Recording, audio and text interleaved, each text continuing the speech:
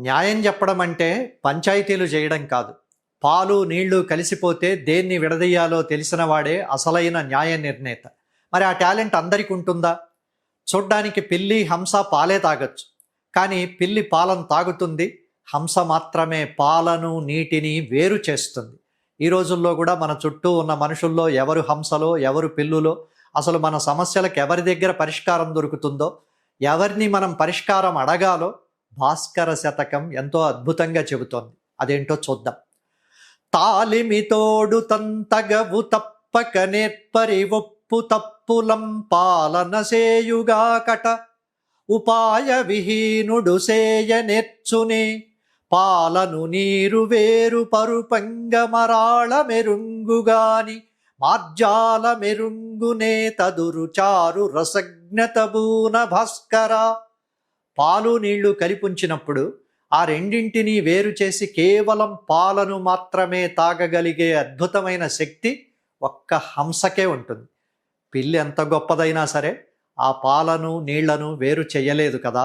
అలాగే ఒక వివాదం లేదా సమస్య వచ్చినప్పుడు చాలా ఓర్పుతో నేర్పుతో అందులో తప్పు ఒప్పులను విచారించి సరైన న్యాయం చేయడం ఒక్క వివేకవంతుడికే సాధ్యమవుతుంది.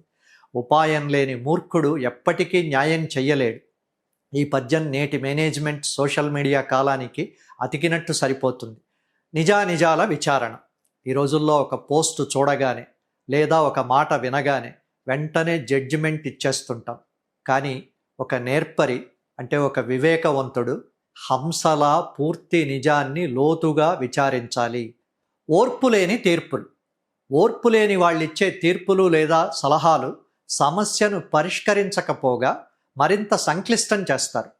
పిల్లి పాలను తాగుతుందే తప్ప అందులో నీటిని వేరు చేయలేనట్టే వీరు సమస్యను మరింత గందరగోళం చేసేస్తారు. క్లిష్ట సమయాల్లో నేర్పు. ఆఫీసుల్లో కానీ ఇంట్లో కానీ గొడవలు జరిగినప్పుడు హంస లాంటి మనస్తత్వం ఉన్న వ్యక్తి మధ్యవర్తిగా ఉండాలి. అప్పుడే న్యాయం జరుగుతుంది. అధికారం ఉన్న ప్రతివాడు న్యాయాధికారి కాలేడు. నిజమేదో అబద్ధమేదో విడదీసి చూసే వివేకం ఉన్నవాడే అసలైన నాయకుడు. అందుకే మన చుట్టూ ఉన్న మనుషుల్లో ఎవరు హంసలో ఎవరు పిల్లులో గుర్తించడం మన బాధ్యత. మరో అద్భుతమైన పద్యంతో మళ్ళీ కలుద్దాం.